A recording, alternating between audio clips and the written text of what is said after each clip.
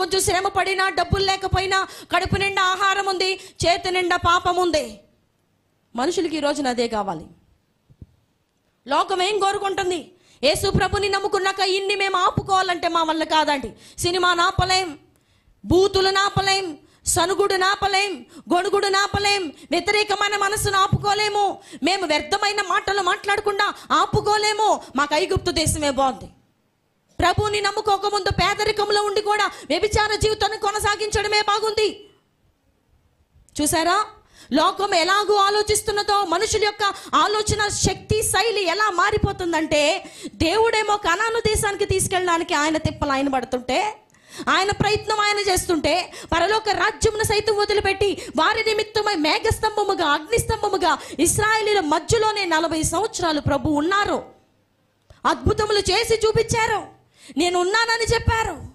కనీసము వారిలో కృతజ్ఞత భావము కానీ, కనీసము వారిలో దేవుడు మా మధ్యలోనే ఉన్నారు, లేకపోతే ఈ అగ్నిస్తంభం ఏంటి, మేమేమైనా అగ్నిని తయారు చేశామా, మేమేమైనా అగ్నిస్తంభాన్ని నిలబెట్టామా, ఆ అగ్నిస్తంభం అలాగూ మా పైన నిలబడిపోయిందంటే అది ఆ దేవుని యొక్క మహాశక్తి కాకపోతే ఏముంది అని కనీసం ఆలోచించకుండా మోషేని రాళ్ళు తీసుకుని కొట్టి చంపాలని అందరూ రాళ్ళు పట్టుకున్నారు.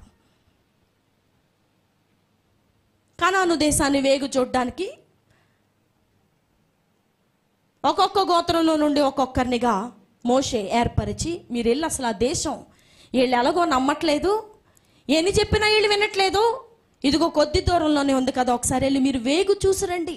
అసలు ఆ దేశం ఎలాంటిదో, ఆ దేశంలో తినడానికి ఉందా లేదా, ఆ దేశంలో ఉన్న జనాలు ఎలాంటోళ్ళు, మన మాట వింటారా లేదా, ఆ దేశ భాష ఏంటి, అక్కడ ఏమి పండుద్ది, ఏమి తినాలి, ఇవన్నీ ఒకసారి చూసిరండి అని చెప్పి పంపిస్తే, ఇశ్రాయేలీల 12 గోత్రాల్లో ఉన్నటువంటి 10 గోత్రాలు సమాధానం ఎలా చెప్తున్నాయో తెలుసా? అయ్యా, ఆ దేశాన్ని మనం స్వాధీనపరచుకోలేం.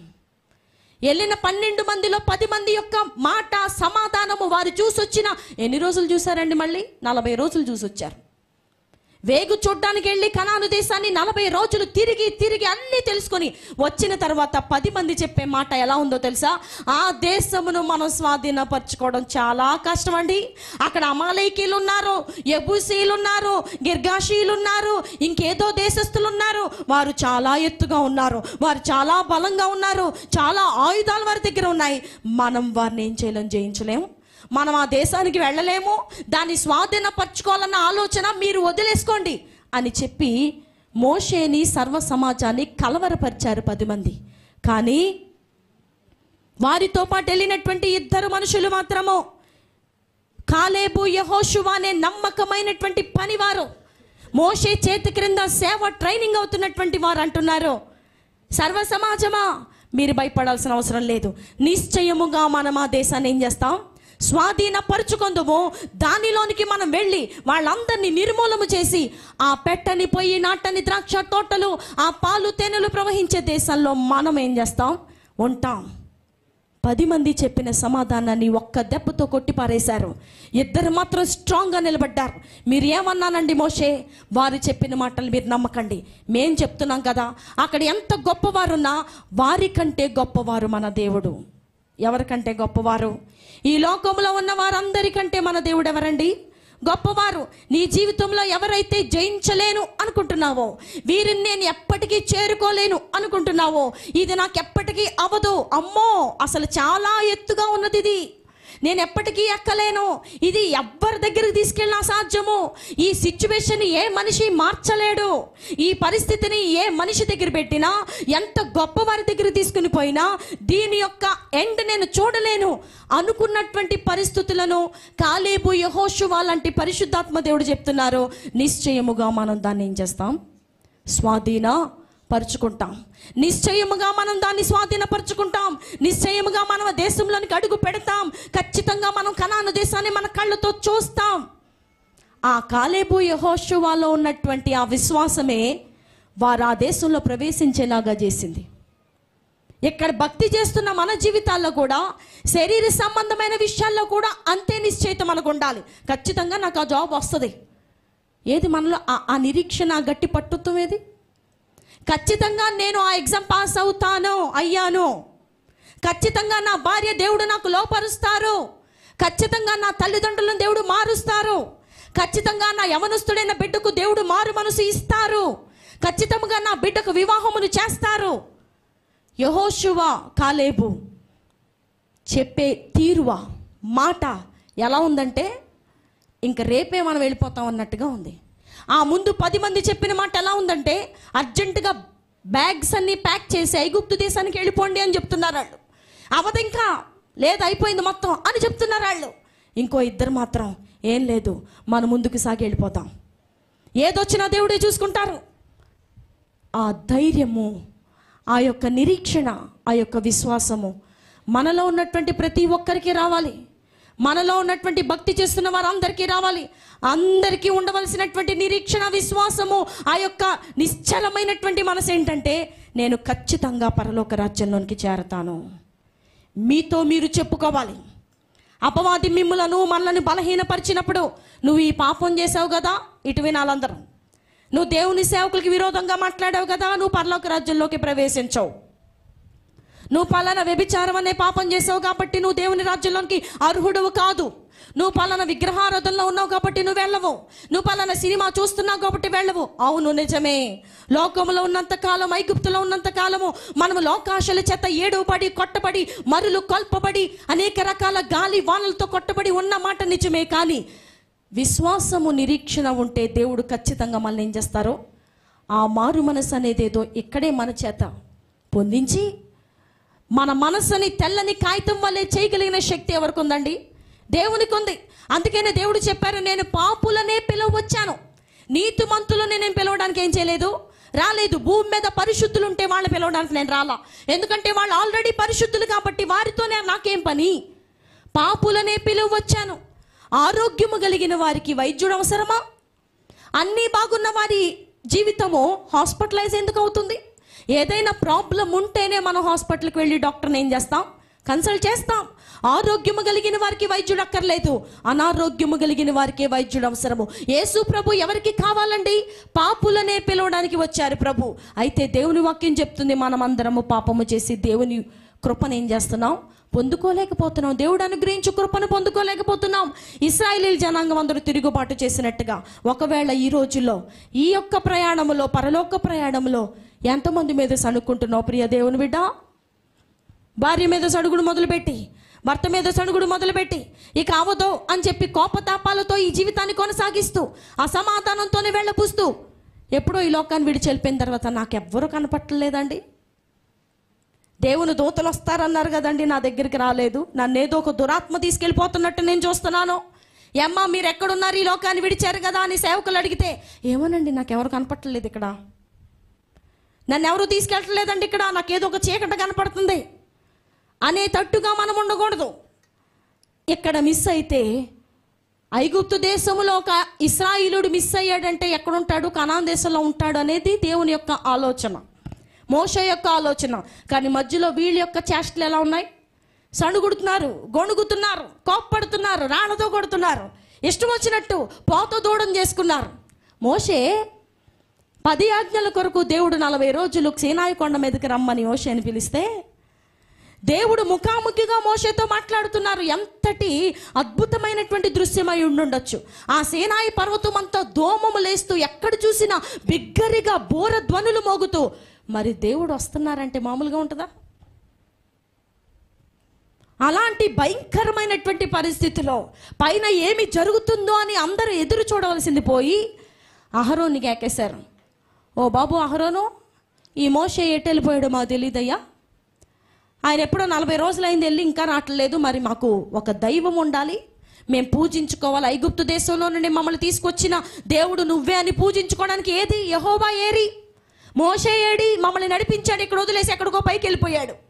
మాకొక విగ్రహాన్ని చెయ్యి అని చెప్పి బంగారం అంతా తీసి ఇచ్చి ఒక దూడను చేసుకున్నారు. ఆ దూడను నిలవబెట్టి ఆ దూడ చుట్టూ గంతులేసుకుంటూ, తమ దేహములను కోసుకుంటూ, గంతులేసుకుంటూ, పాడుతూ, ఆడుతూ డ్యాన్సులు వేస్తున్నారు. ఎంత విసిగించారంటే దేవుణ్ణి. అప్పుడే అద్భుతాలు చూసి బయలుదేరారండి. ఏమి అద్భుతాలు లేకుండా దేవుడు కళ్ళు కప్పి పీకబు అని తీసుకురాలా. చిన్నపిల్లలు ఏం చెప్తారు? పీకబు. యేసు ప్రభు వారు కూడా ఐగుప్తు దేశంలో నుండి కళ్ళన్నీ కప్పి ఇదిగో పీకబు అని చెప్పి సీనాయి కొండ ముందుకు తీసుకుని రాలా. ఎన్నో అద్భుతములు అప్పటికే చూశారు. దేశమంతా కప్పలు, దేశమంతా మిడతలు, ఎక్కడ చూసినా పేలు, నీళ్లు రక్తముగా మార్చబడుట, ప్రతి ఇంటిలో మొదట పుట్టిన తొలిచూలు బిడ్డ మరణించుట అన్నీ చూశారు. ఎర్ర సముద్రం కూడా పాయలవటం చూశారు. ఇంకా కొత్త ఏంటి? ఇంకా విశ్వాసం లేకపోతే ఇంకా దేవుడు మాత్రం ఏం చేస్తారండి? మన జీవితాల్లో దేవుడు అనేకమైనటువంటి అద్భుతాలు చేశారు ఇప్పటికే. ఇంకా కొత్తే, ఇంకా విశ్వాసంలో బలహీనమే, ఇంకా ఇది చేస్తారా అనే డౌటే. ఇంకా ఇది అవుతుందంటావా? అదైతే అయింది, ఇదైతే అవుద్దా? ఎర్ర సముద్రం అయితే పాయలైంది, ఇదైతే అవుద్దా? మోషే వెళ్ళాడు, దిగి వస్తారా మళ్ళీ యెహోవా దేవుడు మమ్మల్ని నడిపిస్తారా అని అనుమానాలు, ఎన్నో డౌట్లు, నమ్మలేనటువంటి స్థితి, నిరీక్షించలేనటువంటి స్థితి, ఎక్కడో ఆగిపోయే స్థితి ఇశ్రాయేలీలకు ఉన్నట్టుగా ఈ రోజున నీకు నాకు అనే ఎడల దేవుడు మనతో మాట్లాడుతున్నారు. పరమ కానానుకు ప్రవేశించే ప్రతి ఒక్కరిలో కూడా ఉండవలసింది ఏంటంటే విశ్వాసమే. ఏంటండి? విశ్వసించువాడు ఏం చేయడంట? కలవర పడడు. విశ్వాసం లేకపోతే మనం దేవునిని చూచుట అసాధ్యము. విశ్వాసం లేకుండా మనం దేవుని చూడలేము. అంటే దేవుని రాజ్యములో నిదానించి ప్రభు యొక్క స్వరూపమును చూడాలని కదా మన యొక్క ప్రయాస అంతా. దేనికోసం అండి భక్తి? ఈ బల్లారాధన, ఈ మారు మనసు, ఈ బాప్తీసాలు తీసుకోవటం, దేవుని పేరటే పెళ్లి చేయటం, ఇవన్నీ దేనికి? ఎందుకు ఇంత ప్రయాస? ఆ సంబంధం వచ్చేదాకా వెతుక్కుని కూర్చున్నాం. ఎందుకు ఇంత దేవునికే మొదట ప్రాధాన్యత అంటే మన ఆత్మ ఈ లోకాన్ని విడిచిన తర్వాత మనం ప్రత్యక్షము కావలసినది దేవుని ముందు. ఎవరి ముందు? ఆ సింహాసనం ముందు. ఆ సింహాసనం మీద కూర్చున్నటువంటి ఆ వధించబడినటువంటి గొర్రె పిల్లని యేసు ప్రభువారి ముందు కదా నీవు నేను నిలబడి చూడవలసినది. ఆ నిదానించి ఆ స్వరూపాన్ని చూడడానికే మన ఈ భక్తి ప్రయాణం అంతా. విశ్వాసం లేకపోతే ఎవరిని ప్రభువుని చూడలేరు. మనలో అట్టి విశ్వాసం ఉండాలి. విశ్వాసం ఉంటే మనం ఖచ్చితంగా మారు మనసు పొందుతాం. విశ్వాసం ఉంటే దేవునికి అసహ్యమైన వాటిని వదిలిపెట్టేస్తాం. దేవునికి ఇష్టం లేని వాటిని మనము పక్కన పెట్టేస్తాం. ఇశ్రాయేలీలు ఏడిపించారు. తెలీదు పాపం వారికి అరణ్యంలో రాలిపోతామని. చిరాకొచ్చి ఏడిపించి ఎంతో శోధించారు ప్రభువుని. అన్నీ ఇచ్చారు దేవుడు. లైటింగ్ ఇచ్చారు, ఆహారం ఇచ్చారు, నీళ్లు, బండను కొడితే నీళ్ళు ఇచ్చారు, బండతో మాట్లాడమంటే మాట్లాడిన తర్వాత, కొట్టిన తర్వాత నీళ్ళు ఇచ్చారు. సర్వ సమాజము నీళ్లు త్రాగేటట్టు, పశువులు నీళ్లు త్రాగేటట్టు ఎక్కడికక్కడ దేవుడు అన్నీ అరేంజ్ చేస్తూనే వచ్చారు. ఇంకా ఏదో లేదు. నీ జీవితంలో నీకు ఆహారం తక్కువ చేయలేదే? నీకు భార్యని, పిల్లల్ని, ఉండడానికి ఇల్లుని, చేతి నిండా డబ్బుని తక్కువ చేయలేదే? ఏదడిగితే దేవుడు అది ఇస్తున్నారు. ఇంకా దేవుని మీద సనిగే మనసు, ఇంకా ఏదో చేయలేదు దేవుడు. ఇంకా పాస్టర్ గారు మా కోసం ఏదో ప్రార్థన చేయట్లేదు. ఇశ్రాయేలీలకు అన్నీ ఇచ్చినా ఇంకా పరగడుపే. ఇంకా ఏంటో కావాలి. ఇంకా ఐగుప్తు దేశంలో ఎప్పుడో ఉన్న సంతోషాలు మాకు కావాలి. ఐగుప్తు దేశంలో మేము స్త్రీలు పురుషులు కలిసి హ్యాపీగా డ్యాన్స్ చేసిన డ్యాన్సులు మాకు ఇక్కడ లేవు. ఈ సర్వ సమాజం ఎదుట ఎవరి గోడారం దగ్గర వాళ్ళే కూర్చొని ఎంతసేపు ఆ నెత్తి మీద ముసుకేసుకుని ఆ ప్రార్థన ఏంటండి బాబు మోషే? అదే మేము ఐగుప్తులో మేము వేసిన డ్యాన్సులు ఎలాంటివో తెలుసా? చాలా బాగుండి. మేము లోకంలో ఉన్నప్పుడు మేము తిరిగిన తిరుగుడు చాలా బాగుందండి. మా ఇష్టం వచ్చినట్టు మేము సరసాలు ఆడుకోవడం, మా ఇష్టం వచ్చినట్టు మేము ఆడామగా తేడా లేకుండా ఎక్కడ కూర్చుంటున్నామో, ఎక్కడ పడుకుంటున్నామో, ఎక్కడ ఏం తింటున్నామో, ఎక్కడికి నడుస్తున్నామో తేడా లేకుండా అదే బాగుంది మాకు. ఇప్పుడు దేవునిలోకి వచ్చిన తర్వాత ఈ బ్రేకులేంటి మాకు? అక్కడికి వెళ్ళొద్దంటారు, ఇక్కడికి వెళ్ళొద్దంటారు, అది చేయొద్దంటారు, ఇది చేయొద్దంటారు, అది తినకూడదు, ఇది వద్దు, అది చూడొద్దు, ఇది ధరించొద్దు. ఏమిటండి ఈ రిస్ట్రిక్షన్స్ అన్నీ? మాకు అవసరం లేదు. మేము ఐగుప్తులోకి వెళ్ళిపోతేనే మాకు చాలా బాగుంటుంది. మేము ఇంత రిస్ట్రిక్షన్స్ మధ్యలో, ఇంత నిఘా మధ్యలో మేము భక్తి చేయలేం అనుకుంటున్నావా దేవుని బిడ్డ? ఎంత రిస్ట్రిక్షన్స్ మధ్యలో భక్తి చేసినప్పుడే పరమ కానానులోనికి నువ్వు సులువుగా ప్రవేశిస్తావు. అప్పుడు సుఖపడచ్చు.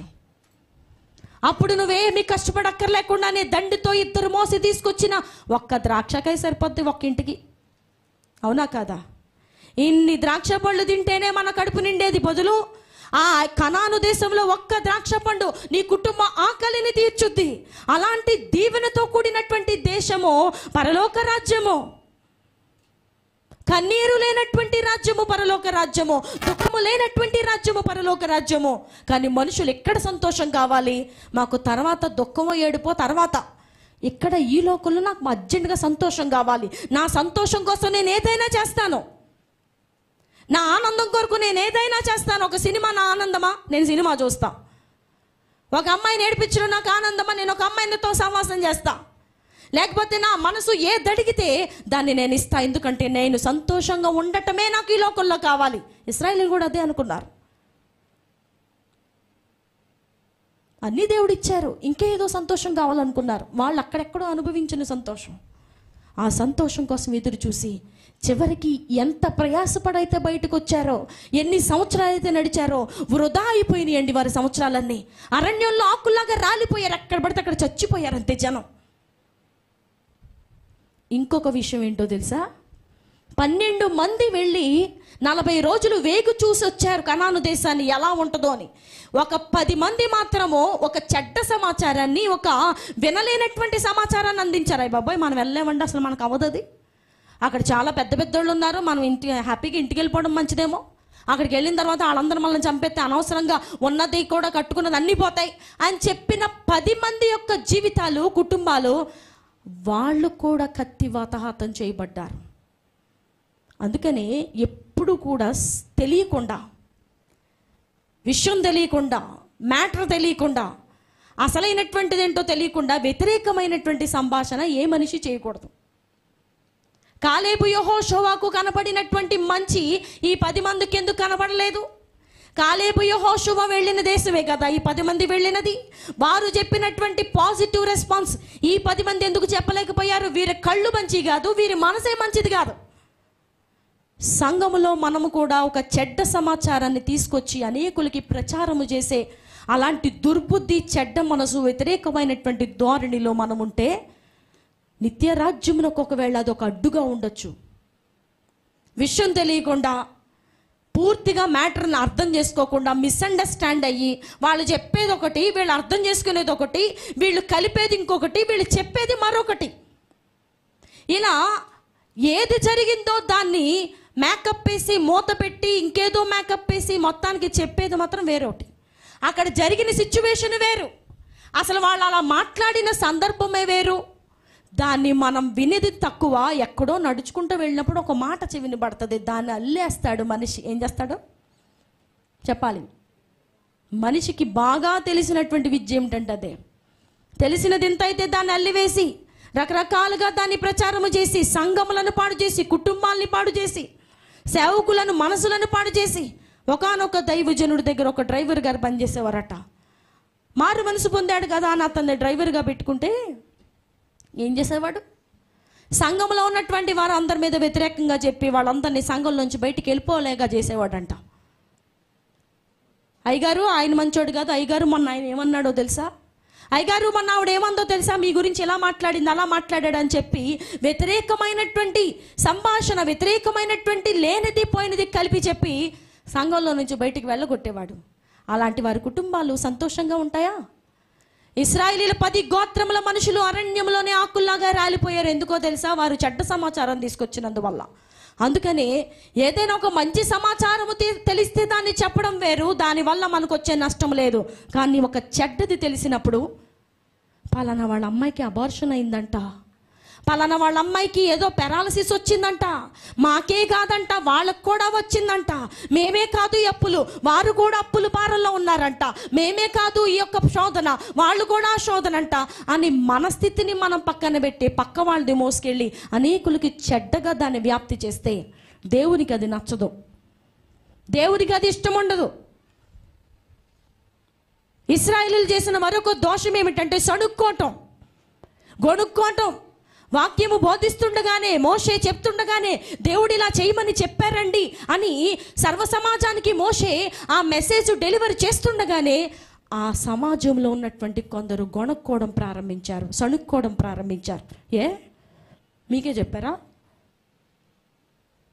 మీరేనా ఇంటి పెద్ద పవిత్రులు? మీకే చెప్పారా దేవుడు? మాకు చెప్పలేదా?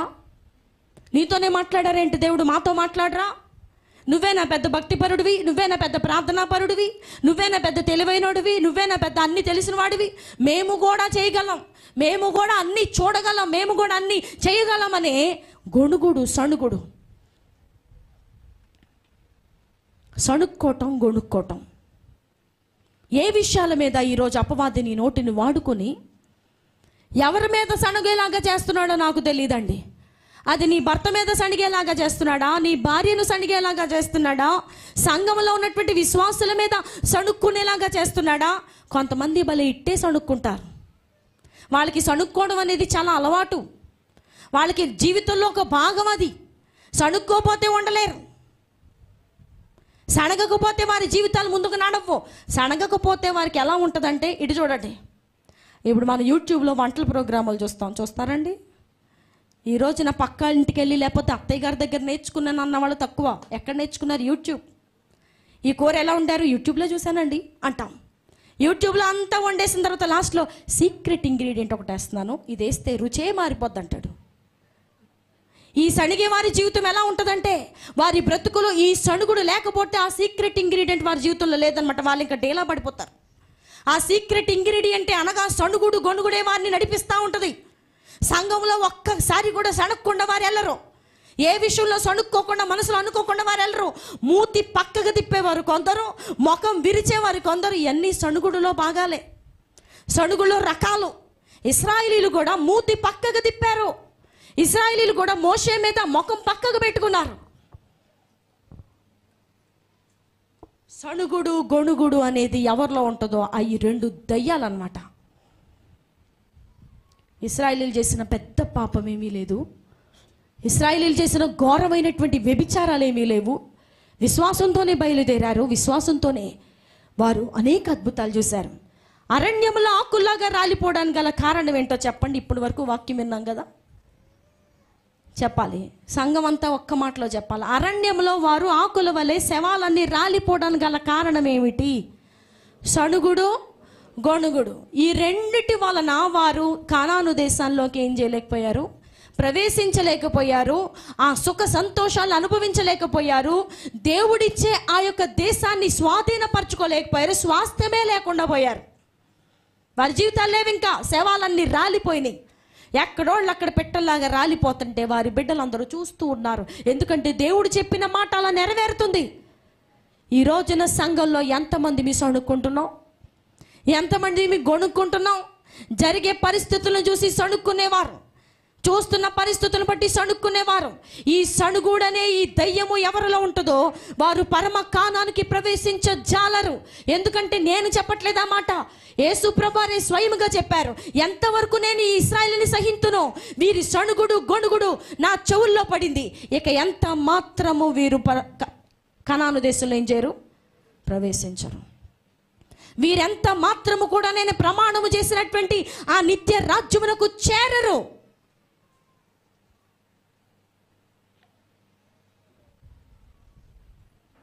భార్య ఒక మాట అంటే వెంటనే ఇంకొక మాట. సర్లే, దీనంతా ఏమంటారో చెప్పాలి. మీకు సణగడం అంటే తెలియదండి అసలు. మీరు సణిగే సణుగు వేరేదంటారా? ఒక్కొక్క మనిషి ఒక్కొక్క టైప్లో సణగలరు కదా. ఇశ్రాయేలీలు 25 లక్షల మంది రకరకాలైనటువంటి సణుగుళ్ళు సడిగి, ఎవరి సణుగుడు లెవెల్ని బట్టి వాళ్ళు ఎంత దూరం రాగలిగితే అంత దూరంలో చచ్చిపోయారు. కొంచెం సణిగేవాడు ఇంకొన్ని ఎక్కువ సంవత్సరాల ప్రయాణం చేసి అక్కడ చచ్చిపోయాడు. బాగా సణిగేవాళ్ళు ఇంకో 10 సంవత్సరాలు బ్యాక్లాగ్గా చచ్చిపోయారు. ప్రియ దేవుని బిడ్డలారా, ఏ విషయాల్లో సణుగుతున్నావు ఈరోజు? ఏ విషయాల్లో నచ్చలేదని సణుగుతున్నావు? సంఘంలో వాక్యం నచ్చలేదని సణుగుతున్నావా? లేకపోతే సంఘంలో పెట్టే భోజనాలు నచ్చలేదని సణుగుతున్నామా? లేకపోతే సేవకులు చెప్పిన మాటలు నచ్చక సణుగుతున్నామా? తోటి విశ్వాసులు చేసే పనులు నచ్చట్లేదని సణుగుతున్నామా? ఏ విషయంలో మన జీవితంలో సణుగులు ప్రారంభమయ్యాయి? సైతాను నీకు కొత్త విద్య నేర్పించాడు. సణుక్కో గొణుక్కో. ఈ సణుగుడు గొణుగుడు అనేది నిన్ను దేవుని రాజ్యంలోకి వెళ్లకుండా చేస్తుంది. పైకి సణగకపోయినా మనసులో సణుక్కునేవారు చాలామంది. పైకి సణగరండి, పైకి ఏ విధమైనటువంటి లిప్ మూమెంట్ లేదు, లోపల మాత్రం ఈ సణుగుడు అనేది పెద్ద రికార్డ్ ఓపెన్ అయిపోతుంది. తెగ సణుగుతారు, తెగ గొణుగుతారు. హృదయములను అంతరంగములను పరిశోధించేవారు ఎవరు లేరుగా? మనకే లేరా? పైకి చూసే దేవుడే కదా మన దేవుడు, అవునా? చెప్పాలందరూ. మన దేవుడు ఎక్కడ చూస్తారండి? మన దేవుడు పై రూపమును చూసే దేవుడు కాదు. ఒకవేళ నువ్వు పైకి సణగకపోయినా, మనం పైకి సణగకపోయినా, హృదయపు అంతరంగ స్వభావాన్ని చూసే దేవునిగా తెలిసిపోద్ది. ఇశ్రాయేలీలు సణిగిన సణుగుడు. మోషే ఎక్కడ నెల్లి 25 లక్షల మంది జనం సణుగుతున్నారో లేదో చూసారా? ఆయన ఎక్కడో ఉంటారు. ఆయన చూడగలిగింది ఒక 100-200 మందిని మాత్రమే. మన కను దృష్టి అంతమందిని కవర్ చేయగలదు. 25 లక్షల మంది జనాలు, లక్షల మందిలో సనిగిన వారిని ఎవరు కనుక్కున్నారు? దేవుడే కనుక్కున్నారు. నేను చేస్తున్న సణుగుడు, నేను చేస్తున్న గొణుగుడు సేవకులకి తెలియదు, ఇంకెవరికో తోటి విశ్వాసులకు తెలియదు, నా భర్తకు తెలియదు, నా బంధువులకి తెలియదు అని చెప్పి చాలా కవర్డ్గా ఉంటున్నట్టు నటిస్తున్నావేమో. పరిశోధించే దేవుడు ఒక ఆయన ఉన్నారు. ఆయన పరిశోధిస్తారు, ఆయన చూస్తారు. నాలుకకు మాట రాకమునిపే ఆయనకు తెలుసు అని చెప్పారు. మాట మన నోటికి ఇంకా రాకమునిపే నువ్వేం మాట్లాడతావో దేవునికి తెలిసిపోద్ది. అందుకే నేను మాట్లాడే ప్రతి మాట కూడా ఎవరిని ఇబ్బంది పెట్టకుండా, ఎవరి మీద సణక్కుండా, ఎవరి మీద గొణక్కుండా, అలా చేశారులే, ఏం చేశారు, మాకేమీ చేయలేదు, మాకేమీ చూడలేదు, ఈ సంఘం మాకేం ఉపయోగపడలేదు, అందుకే మేము కొనుక్కుంటున్నాం, అందుకే మేము సణుక్కుంటున్నామని బాధపడేవారు లేకపోలేదు. ప్రియ దేవుని బిడ్డలారా, మన జీవితాల్లో ఆ సణుగుడు, ఆ గొణుగుడిని మానేద్దాం. ఈ నూతన సంవత్సరంలో ఏం మానేయాలి? సణుగుడు, గొణుగుడు ఏం చేయాలి? రెండింటిని మానేయాలి. ఇంట్లో పెద్దవారు ఉంటారు కొంతమంది ఇళ్లలో కదా, అత్తగారు, మామగారు, వాళ్ళకి పాపం సరిగ్గా వినబడదు, చెవులు అరిగిపోతాయి, మిషన్లన్నీ ఏమైపోతాయి, అరిగిపోయి వినికిడి శక్తి తగ్గిపోద్ది. అలాంటి వారి ముందు ఈ కోడళ్ళకి నోరే నోరు. ఎంత గొణగాలో అంత గొణుగుతారు. ఒకవేళ భర్త చెవిటి వాడైపోతే ఇక భార్యకు నోరే నోరు. చూడండి ప్రియమైన దేవుని బిడ్డలారా, భక్తి చేస్తున్నామన్న వారి జీవితాల్లో దీన్ని జయించలేకపోతున్నారు. ఈ రోజున చేతిలో చూస్తే బైబిలు, నోటిలో చూస్తే ప్రార్థన, ఇంట్లోకి వెళితే మాత్రం విపరీతమైన గొణుగుడు, విపరీతమైన సణుగుడు. అత్తగారి మీద సణుగుడు, మామయ్య గారి మీద సణుగుడు, భార్య మీద సణుగుడు, ముసలమ్మల మీద సణుగుడు. ఇంకెవరో ముసలాయన, అత్తగారు చనిపోయారు, మామయ్య గారు ఒక్కయనే ఉన్నారు ఇంట్లో, ముసలాయన నడవలేకపోతున్నారు, అన్నీ చేయాల్సి వస్తుంది. ఈ కోడళ్ళు సణక్కుండా చేయగలిగిన వారు ఉన్నారా ఈ రోజున? నువ్వు ఎప్పుడు చచ్చిపోతావని ఫస్ట్ మొదలు పెడతారు. ఇంకా వాళ్ళ నోటికి ఏదొస్తే అది సైతాను ఛాన్స్ తీసుకుంటాడు. ఇంకా ఈ నోటిని నువ్వెన్ని మాట్లాడాలని మాట్లాడతాడు. మళ్ళీ ఇక్కడికి వచ్చి ఎంత ఏడిచి ప్రార్థన చేస్తారో మందిరాల్లో.